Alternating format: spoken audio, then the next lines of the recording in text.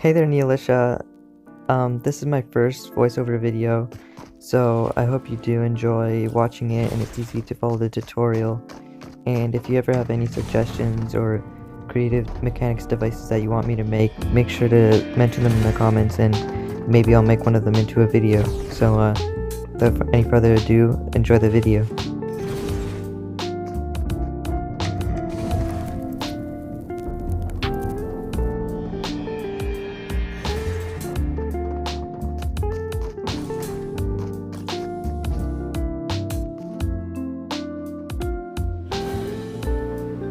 So here we are now. The first thing you want to do is actually just get some pieces and build a tunnel or whatever you like for your airlock. And one main thing that you want to make sure you have is that you have two doors on either side to go into and out of. This does work both ways, so you don't have to worry about prioritizing one side over the other.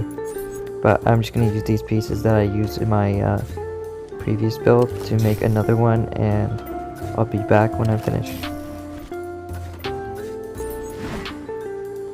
Okay, so here, once you've done your design, which can be literally anything, as long as it has two doors, you're going to want to grab some devices. So these first two are optional. If you want noise and messages, you're going to want to grab the speaker and the messages device.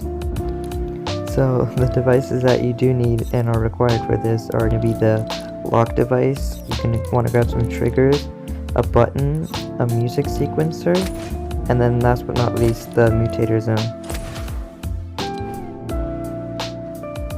You're going to want to start by placing two mutator zones inside of there, and then anywhere where you want, place these sequencer right here. And this is just starting settings here for the sequencer. You're going to want to put the tempo all the way down to 10, and then make the length to normal. So one thing I did forget here is you want to go to your galleries and find the spooky particle gallery, and as you can see, I found it here, and you just want to open it and grab the fog, so you don't even need to throw it down, and place the fog in the center of your tunnel or wherever you want to use your airlock.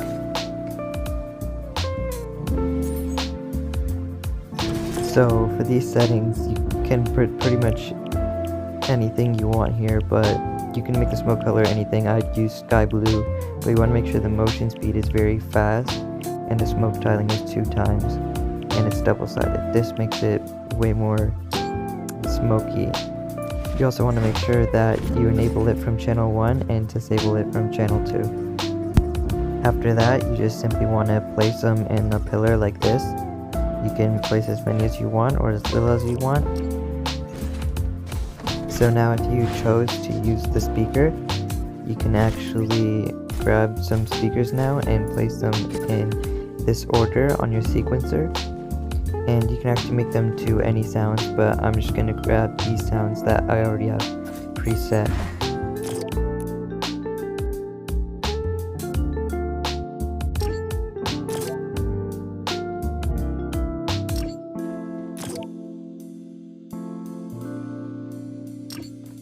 So now you're going to want to make sure that you have grabbed your trigger, and you want to pull out your phone and just place down that trigger.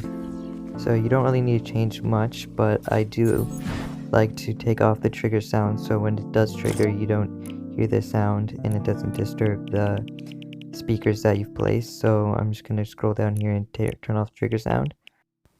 And then you want to make it transmit on channel 1 when triggered, and then add another one here that transmit on channel 2, and this will actually disable the fog after the cycle is finished.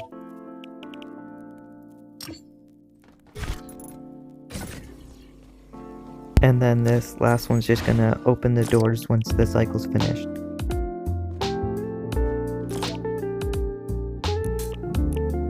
Optimizing these mutator zones is pretty simple. I like to turn off allow building, and then the only other thing is you need to go to the channel section and you want to make it enable when receiving from channel 6 and disable when receiving from channel 5, and then on player entering zone transmit on channel 5. Now you just do the same thing to the mutator zone right next to it. You might need to pause the video here, but you're going to want to grab the trigger and put in these settings based on your channels. So for this part, you're just going to want to duplicate that trigger that you just placed and change these settings. Make sure you base it on the channels that you're using. Now you want to set up your door lock device, and you don't need to change much, but I do like to resize it, and you got to make sure it's connecting to the piece that's on the door so that it actually registers and locks the doors. And then you want to make sure you grab your button. I accidentally rotated it wrong here, but this door has a weird hitbox, so I couldn't grab it. But don't worry, I fixed it later. So the button customization is pretty straightforward. I like to add a 1 second interact time. Makes it feel like you're opening it more than closing it, I guess. And I don't really mess with any of these other settings, but since I did put it in the wall here, I chose to make it invisible and have a bigger interaction radius. And then the last thing you want to do is just make it transmit on channel 3, because that's the channel that's going to be opening our doors. I did actually forget to put the clip in of me editing the door lock settings, but all you really want to do is just make it open from channel 3 and close from channel 4. Now you just want to duplicate it to the other side, and then you're done that part.